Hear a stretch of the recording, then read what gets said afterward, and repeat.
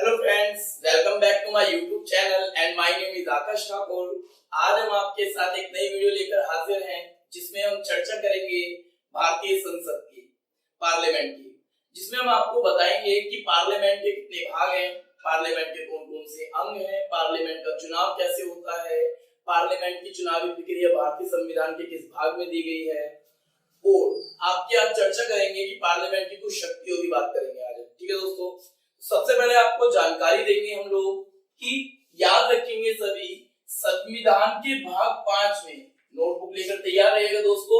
संविधान के भाग 5 में आपके अनुच्छेद 79 से लेकर 122 तक आपके किसका वर्णन किया गया है, संसद के बारे में बताया गया है, जिसमें संसद का गठन कैसे होता है, संसद की संरचना क्या है, इसकी अवधि, विशेष अधिकार, शक्ति और इत्यादि कार्यों के बारे में इसकी चर्चा की गई है। लाइक एक सिंपल सी चीज है कि आपके जो पार्लियामेंट है उसकी चुनावी प्रक्रिया, उसके कार्य, शक्ति वगैरह वो संविधान के किस भाग में दी गई है, तो भाग 5 में आप बता सकते हैं। सो आई होप सो आपको पता चला होगा कि संविधान जो है उसके भाग 5 में पार्लियामेंट के बारे में चर्चा की गई है और किस अनुच्छेद तक है, वो 79 से आपके 122 तक। ठीक है दोस्तों, अब चर्चा करते हैं आपके संसद की, पार्लियामेंट की। तो सभी याद रखेंगे, पहले मैं आपको बता देता हूं कि पार्लियामेंट के जो अंग हैं आपके संसद के अंग, दोस्तों संसद के 3 अंग हैं बेसिकली, लोकसभा, राज्यसभा और एक और अंग आप बोल सकते हो, वो है आपका देश का राष्ट्रपति। हालांकि राष्ट्रपति, देखिए मैं आपको बताता हूं, राष्ट्रपति संसद के किसी भी सदन में ना तो बैठक में शामिल होता और ना ही संसद के किसी सदन का सदस्य होता, परंतु फिर भी वो पार्लियामेंट का एक भाग माना जाता है। क्यों? क्योंकि सभी को पता होगा कि कोई भी विधेयक जब पार्लियामेंट के दोनों सदनों से पारित हो जाता है तो बिना राष्ट्रपति के हस्ताक्षर के उस विधेयक को लागू नहीं किया जा सकता, मतलब वो एक कानून के रूप में परिवर्तित नहीं हो सकता। तो सारी गणना ये है कि बिना राष्ट्रपति के संसद जो है वो अधूरी है। भले ही राष्ट्रपति आपके संसद का एक भाग, क्या नाम है, संसद की बैठक या सदस्यता प्राप्त ना हो, लेकिन वो संसद का एक अभिन्न अंग माना जाता है। ठीक है, फिर चर्चा करते हैं कि ये जो संसद है इसमें लोकसभा और राज्यसभा 2 सदन है। इन सदनों के बारे में देखेंगे कि इन सदनों की प्रक्रिया क्या है, इनका चुनाव कैसे होता है और क्या-क्या इनमें सदस्य आता है। तो सभी याद रखेंगे, सभी को पता भी है कि लोकसभा का जो चयन होता है वो जनता द्वारा चुने गए प्रतिनिधि द्वारा होता है। लोकसभा में बैठने वाले जो एमपी होते हैं, मेंबर ऑफ पार्लियामेंट, वो सब जनता द्वारा चुने जाते हैं।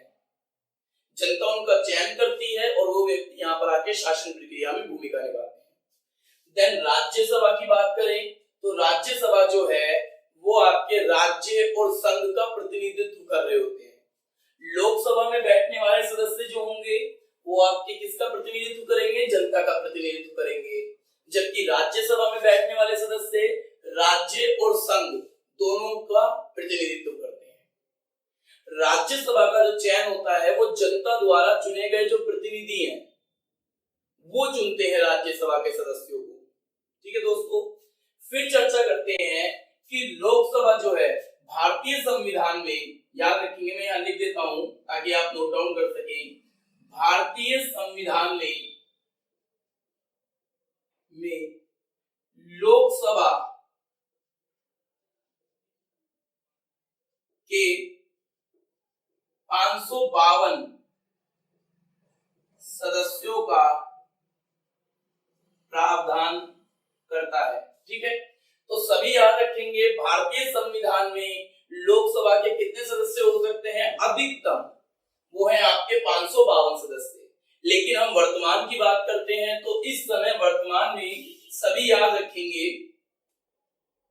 वर्तमान में लोकसभा में 545 सदस्य हैं। सभी याद रखेंगे 545 सदस्य हैं, जिनमें से आपके 543 सदस्य जो हैं आपके वो जनता द्वारा चुनकर आते हैं और 2 सदस्य जो हैं वो राष्ट्रपति मनोनीत करता है, जो एनआरआई होते हैं। याद रखेंगे एनआरआई, इन्हें कौन चुनता है? प्रेसिडेंट। ठीक है दोस्तों, फिर चर्चा करते हैं। अगर मैं देखो वैसे 552 सदस्य हैं, लेकिन वर्तमान में सदस्य संख्या कितनी है? 545। हालांकि अगर अभी की बात करूं मैं फिलहाल रिसेंटली, तो आपके यहाँ पर ना 543 कीजिएगा, क्योंकि वर्तमान में 543 सदस्य हैं दोस्तों, जिनमें से 541 सदस्य जनता द्वारा चुनकर आए हैं और 2 सदस्य आपके राष्ट्रपति द्वारा मनोनीत किए गए हैं, एनआरआई, जिन्हें हम एंग्लो इंडियन बोलते हैं। ठीक है, फिर चर्चा करेंगे हम लोग राज्यसभा की। तो राज्यसभा में टोटल सदस्य संख्या कितनी की गई है? 250 सदस्य।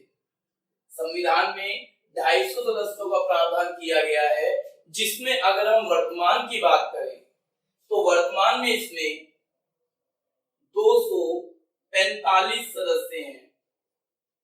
245 सदस्यों का स्थान दिया गया है, जिसमें से आपके सभी याद रखेंगे, जैसे 2 सदस्य राष्ट्रपति यहाँ पर मनोनीत करता है, उसी तरीके से 12 सदस्य आपके राज्यसभा में राष्ट्रपति मनोनीत करता है। तो याद रखेंगे इनमें से 12 सदस्य, याद रखेंगे 12 सदस्य राष्ट्रपति मनोनीत करता है। ठीक है दोस्तों, तो ये भी आपको बात क्लियर होनी चाहिए कि पार्लियामेंट में कुछ सदस्यों को राष्ट्रपति मनोनीत करता है, जैसे आपके लोकसभा में 2 सदस्य और राज्यसभा में 12 सदस्य।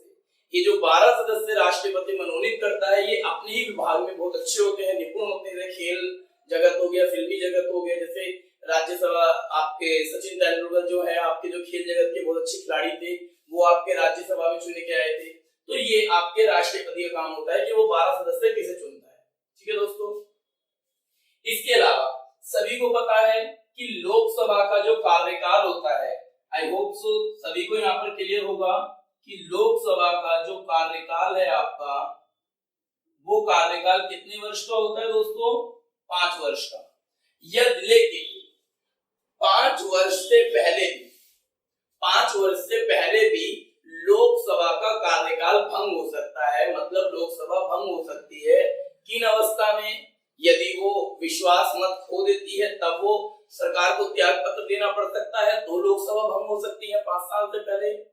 यदि कोई सरकार गठबंधन के रूप में आई है, गठबंधन की सरकार है, तो गठबंधन की सरकार होने के कारण भी यदि आपसी मतभेद होती है 2 दलों के बीच में, तो वो गठबंधन की सरकार टूट जाती है और लोकसभा भंग हो सकती है।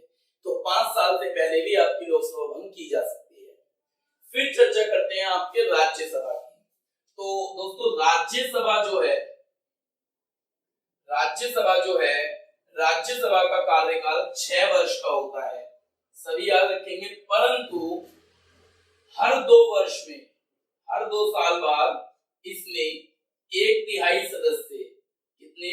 1/3 सदस्य जो होते हैं वो परिवर्तित हो जाते हैं, चेंज हो जाते हैं। हर 2 साल बाद 1/3 सीटों पर इसमें चुनाव होता है राज्यसभा में। राज्यसभा में कोई आपकी क्या नाम है, जनता द्वारा चुनकर प्रतिनिधि नहीं आते, यहाँ पर कोई सरकार नहीं होती है, मिलीजुली सरकार नहीं होती है, या गठबंधन की सरकारें नहीं होती हैं, तो ये सदन जो है, ये सदन आपका भंग नहीं हो सकता। ठीक है, लोकसभा भंग हो सकता है, लेकिन राज्यसभा कभी भी भंग नहीं हो सकता। एक और चर्चा करेंगे कि ये जो राज्यसभा है, इसे उच्च सदन बोला जाता है, और ये जो आपकी लोकसभा है, इसे आपके निम्न सदन बोला जाता है। ठीक है दोस्तों, तो आई होप सो आपको पता चला होगा कि पार्लियामेंट जो है इसके 2 भाग हैं, लोकसभा, राज्यसभा। लेकिन राष्ट्रपति को भी इसका भाग माना जाता है, परंतु राष्ट्रपति किसी भी उसमें शामिल नहीं होता। ठीक है, फिर राज्यसभा के जो इस समय वर्तमान में अध्यक्ष हैं, वो हमारे देश के उपराष्ट्रपति वेंकैया नायडू है। ठीक है, और लोकसभा के जो इस समय के अध्यक्ष हैं वो ओम बिरला हैं। तो आप लोगों को ये चीजें पता होनी चाहिए, जो भी एग्जाम की तैयारी कर रहे हैं, इनसे रिलेटेड अगर आपके कोई भी क्वेश्चन आते हैं, तो आई होप आप इसका आंसर दे सकते हैं। ठीक है, तो आप लोगों ने देखा कि पार्लियामेंट जो है उसका वर्णन किस भाग में किया गया है संविधान के, संसद के दो रूप देखे, इसके बारे में कुछ चर्चा की जो आपको पता होनी चाहिए सभी को। आगे हम चर्चा करेंगे कि ये जो संसद है इसका काम क्या है, और आप लोगों को ये भी पता होना चाहिए कि संसद में बैठने वाले जो आपके नेता होते हैं, मेंबर ऑफ पार्लियामेंट होते हैं, उनकी आपकी इनकम कितनी होती है। तो लगभग अप्रोक्स आपके 1 लाख से 2 लाख के आसपास आपकी बीच में इसमें आपकी इनकी इनकम होती है, 1.5 लाख के आसपास। तो ये आपको पता होना चाहिए। और सालाना इनको भत्ता भी दिया जाता है, इनको बहुत सारी सुविधाएं भी दी जाती हैं। तो एक नेता को मिलने वाली जो चीजें होती हैं उसकी इनकम एक तरीके से आप कह सकते हैं कि बिल्कुल सूखी बस्ती है, ठीक है। सारी सुविधाएं उसे प्राप्त होती हैं, उसे घर तक मिलता है, गाड़ी, हर एक का फोन बिल का खर्चा, बिजली का बिल का खर्चा, सब कुछ फ्री है। परंतु फिर भी हमारे देश में घोटाले होते हैं। तो दोस्तों कहीं ना कहीं ये हमारे देश के लिए भी एक बुरी बात है कि नेता को जो इनकम बच रही है सूखी सूखी, फिर भी नेता क्या करता है, खाने की ओर भागता है, देखता है किस तरीके से कहां से क्या प्राप्त कर सकता है वो, जिसके चलते हमारा देश आज भी पिछड़ा हुआ है। इतना नहीं कह सकते कि हमारा देश इतना पिछड़ा हुआ है, लेकिन अगर घोटाले नहीं होते तो ये भी कह सकते हैं क्या पता आज हमारा देश एक सुपर पावर होता। हालांकि अब भी देख लीजिए हमारे देश का ओहदा कितना बड़ा है कि अन्य देशों के साथ देखिए किस तरीके से कंधा मिलाकर चल रहा है। और आज बड़े बड़े देश इंडिया से परामर्श लेते हैं, तो ये भी आप हमारे देश के गर्व की बहुत बड़ी बात बोल सकते हो। ठीक है दोस्तों, अब चर्चा करेंगे आगे इनकी शक्तियों की और देखेंगे कि लोकसभा और राज्यसभा में क्या आपको बताया जा सकता है। चलिए दोस्तों बात करते हैं संसद के कुछ कार्यों की कि उनके क्या प्रमुख कार्य हैं, जिसमें जैसा कि आप लोगों को पता होगा कि कोई भी देश में जो कानून या विधेयक जो भी पारित होता है उसे पारित करने का जो अधिकार दिया गया है वो संसद को दिया गया है। पारित होने के पश्चात उस पर राष्ट्रपति के हस्ताक्षर के बाद वो संसद का जो विधेयक है जो पारित हुआ है वो एक कानून के रूप में परिवर्तित हो जाता है। तो आज सबसे पहली शक्ति की बात करेंगे विधायी शक्ति की। विधायी शक्ति में क्या आता है, विधायी शक्ति में संसद के पास कानून पारित करने का आता है। कानून को या यहाँ लिखेंगे हम लोग कि आपके कानून न लिखकर, यहाँ पर हम लोग कानून न लिखकर हम लिखेंगे विधेयक, क्योंकि विधेयक क्या होता है, एक आपका बिल होता है जो कानून एक्ट के रूप में परिवर्तित हो जाता है। फिर चर्चा करेंगे कि जो विधेयक है या कानून जो बनता है उनको अलग अलग सूचियों में कन्वर्ट किया गया है, जिसमें आपके संघ सूची, राज्य सूची और संवर्ती सूची आती है। कि संघ सूची पर कानून बनाने का अधिकार किसे दिया जाता है, केंद्र को दिया जाता है। राज्य सूची पर कानून बनाने का अधिकार किसे दिया जाता है, राज्य को दिया जाता है। परंतु यदि कोई कानून ऐसा है जो केंद्र के अकॉर्डिंग या उसके अंडर में आ रहा है तो वहां पर राज्यसभा इसका प्रमुख आपका अधिकार आ जाता है, राज्यसभा राज्य में भी कानून बनाने का अधिकार उसे मिल जाता है। संवर्धित सूची में आपके कानून बनाने का अधिकार राज्य और केंद्र दोनों को आता है, परंतु मतभेद की अवस्था में आपके संपूर्ण कानून केंद्र के हाथ में चला जाता है। केवल राज्य के पास राज्य में कानून बनाने की राइट दिए गए हैं, बाकी संवर्ती और संघ सूची पर पूरी तरीके से अधिकार हमारे देश में केंद्र को दिया गया है। इनके विषय की बात करेंगे तो संघ सूची में आपके 98 विषय हैं वर्तमान में, राज्य सूची में 61 विषय हैं, देन आपके संवर्ती सूची में आपके 52 विषय हैं। ये मोस्ट इंपोर्टेंट क्वेश्चन है जो आपके एग्जाम के लिए कई बार आया है, तो इन्हें जरूर देखिएगा आप लोग। ठीक है, सेकंड शक्ति की बात करते हैं वित्तीय शक्ति की। तो दोस्तों बजट पारित करना ये संसद का एक प्रमुख कार्य है, सभी को पता है। आगामी बजट अब लागू हो जाएगा 1 अप्रैल से, तो बजट आपका लागू करना, बजट को पेश करना, ये सब संसद का कार्य है। ठीक है, थर्ड जो काम है इसका संवैधानिक कार्य।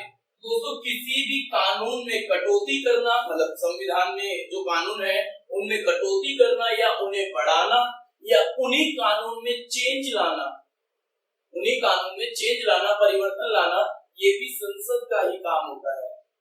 लाइक फॉर एग्जांपल बात हम करें कि संविधान में संशोधन करने की जो शक्ति है, संशोधन करने की जो शक्ति दी गई है वो भी पार्लियामेंट को दी गई है। ठीक है, संशोधन सभी को पता है क्या होता है। मैं एग्जांपल देता हूं, जैसे पहले जो हमारे देश में मतदान की आयु थी वो आपकी 21 वर्ष थी। सभी याद रखेंगे, पहले मतदान की आयु कितनी थी? 21 वर्ष, लेकिन आज वर्तमान में मतदान की आयु 18 वर्ष है। जो मतदान कर सकते हैं वो 18 वर्ष के व्यक्ति भी कर सकते हैं, ठीक है। तो यहाँ पर एक याद रखने वाली बात है, पहले कानून क्या था? 21 वर्ष का। आज वर्तमान में कानून क्या है? 18 वर्ष का। तो इस कानून में हमने चेंज देखा, परिवर्तन देखा, और इसी परिवर्तन को हम क्या बोल सकते हैं? संशोधन बोलते हैं। तो ये संशोधन करने का भी जो राइट दिया गया है वो किसे मिला है? आपके पार्लियामेंट को दिया गया है। एक और चर्चा करते हैं न्यायिक शक्ति। देखिए, न्यायिक शक्ति से पहले मैं आपको निर्वाचन शक्ति बता देता हूँ। सभी को पता है कि हमारे देश में राष्ट्रपति और उपराष्ट्रपति का जो पद है ये संवैधानिक पद है। इसका चयन जो होता है जनता द्वारा चुने गए लोग करते हैं। मतलब कुल मिलाकर इसका चुनाव अप्रत्यक्ष रूप से होता है। प्रत्यक्ष रूप से हमारे देश में राष्ट्रपति और उपराष्ट्रपति का चुनाव नहीं होता है। फिर इसके ऊपर हमने एक वीडियो भी बना रखी है राष्ट्रपति के चुनाव के ऊपर, तो वो वीडियो आप जरूर देखिएगा, आपको समझ आएगा। निर्वाचन की शक्ति क्या है? कि राष्ट्रपति और उपराष्ट्रपति को चुनने का जो अधिकार दिया गया है, राष्ट्रपति, उपराष्ट्रपति, लोकसभा का अध्यक्ष, उपाध्यक्ष और आपके राज्यसभा का सभापति, इनको चुनने का अधिकार किसके पास है? पार्लियामेंट के पास है। तो निर्वाचन की शक्ति। न्यायिक शक्ति क्या होती है दोस्तों? तो इसमें चर्चा की गई है आपके कि यदि कोई राष्ट्रपति, उपराष्ट्रपति, सभापति या अध्यक्ष कुछ भी कोई गलत कार्य करता है तो उनको पद से हटाने का भी जो अधिकार मिला है वो भी पार्लियामेंट को दिया गया है, भारतीय संविधान में। लास्ट एंड फाइनल शक्ति, कार्यकारी शक्ति क्या है? इसमें आपके संविधान में जितने भी कार्य होते हैं, जो प्रस्तावित पेश होते हैं, प्रस्ताव पेश होते हैं, चाहे वो बजट कटौती प्रस्ताव हो, चाहे वो आपका शून्यकाल हो, प्रश्नकाल हो, जो भी आपके जितने भी कार्य होते हैं वो संपूर्ण कार्य इस शक्ति के अधीन आ जाते हैं। दोस्तों, आप लोगों ने क्या देखा आज आपने देखा कि पार्लियामेंट क्या है, पार्लियामेंट की शक्तियां क्या है, पार्लियामेंट का गठन कैसे होता है, उसमें कितने सदस्य हैं, उसके गठन की प्रक्रिया संविधान के भाग किसमें दी गई है? 5 में दी गई है। इन सभी शक्तियों को हमने देखा। आगे आपके चर्चा करेंगे हम लोग कि प्रस्ताव क्या है। आने वाली वीडियो में हम चर्चा करेंगे कि संविधान में प्रस्ताव जो पेश होते हैं कौन कौन से प्रस्ताव पेश किए जाते हैं। फिर चर्चा करेंगे संविधान में कानून कैसे बनता है, पार्लियामेंट में कानून कैसे बनता है। इस विषय के बारे में भी आने वाली वीडियो में आपके साथ चर्चा करेंगे। तो आई होप सो दोस्तों आपको ये वीडियो क्लियर हुई होगी। यदि आपको हमारी वीडियो पसंद आई है और आज हमारे चैनल पे आप नए हैं तो प्लीज चैनल को सब्सक्राइब कीजिए, बेल आइकन को क्लिक कीजिए ताकि आने वाली हर एक नोटिफिकेशन के बारे में आपको जानकारी मिलती रहे। और वीडियो अच्छी लगी है तो लाइक कीजिए, शेयर कीजिए ताकि ज्यादा से ज्यादा लोग इस वीडियो को देख सके और उन तक ये जानकारी पहुंच सके। थैंक यू दोस्तों।